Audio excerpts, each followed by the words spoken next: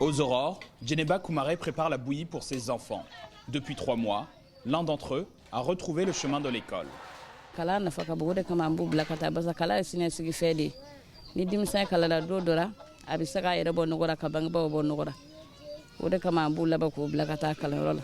C'est dans une école très particulière que va son enfant.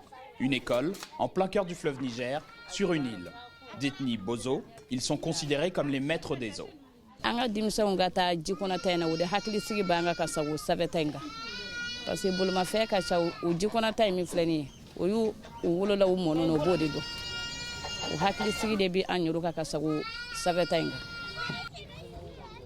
Pendant que les enfants partent à l'école, Mohamed rentre de 4 heures de pêche.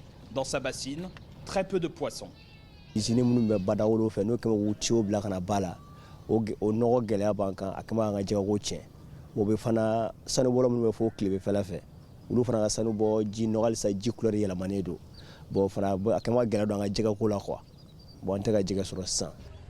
Il retournera malgré tout pêcher, comme tous les jours, en fin d'après-midi.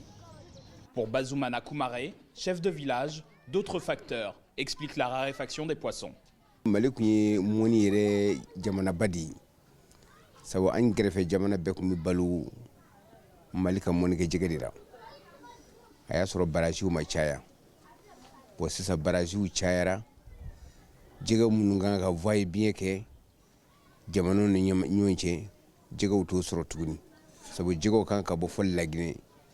Nigeria katlaka bo Nigeria fo lagne woni Brazil chayara ko participation te ura ka fo jigo te mesira bi chayara bawo bi ke komi kokuru don no kera jiga ku bi dogoya wodi ko son wole Mali jiga ku dogoya Mali de chaman dara jamana warefe do tara kata wire faka ko jura do tara kata wire fa fembere wodi ko son sadina sanubo ko kuma nana kaba.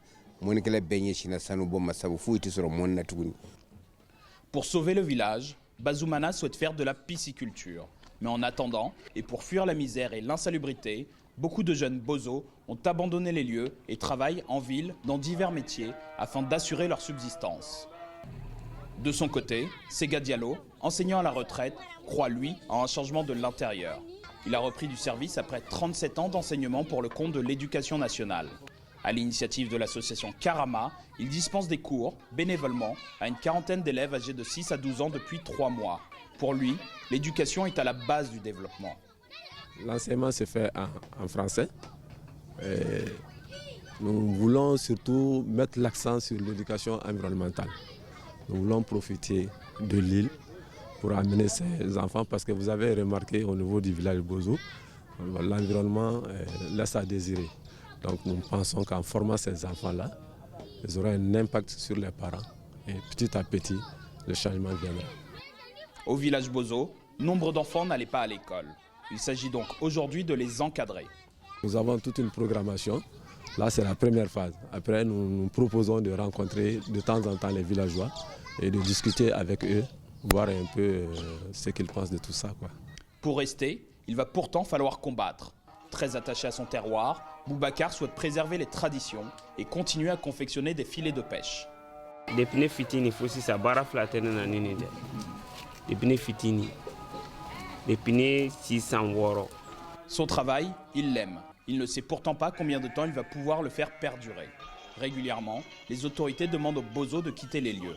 Au moment où d'autres, des bourgeois ou des financiers, souhaitent acheter ces terrains sur les berges du fleuve. Kuma be pression bien mais an woni ga boy vraiment mandan yande kadai parce que ambe yande donc quoi na mbora kata yoro am ke étranger di donc anti fait ka boy. À l'approche du crépuscule, pendant qu'une partie du village regarde des feuilletons indiens sur la télé nationale, Khadija prépare à manger pour ses enfants. Dimisanu gacha bolo ti labo ke amba fere kam malosa ka tebe ka am fidini doron am saka kuma wadu. Les gros poissons sont destinés à la vente. Khadija doit payer tous les 2 jours 2500 francs CFA de glace pour maintenir ses poissons au frais et pallier aux coupures de courant. C'est un fardeau à l'heure où les clients se font rares.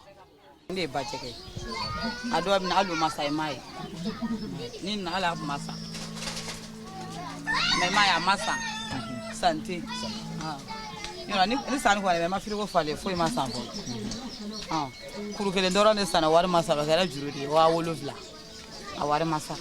Dans ce village de 521 personnes, seule la débrouille compte. Ces bozos vivent donc au jour le jour, sans aide et sans infrastructure, dans une ville, Bamako, qui concentre une large part des richesses du pays. Droit Libre TV, la web télé 100% droits humains, 100% liberté d'expression.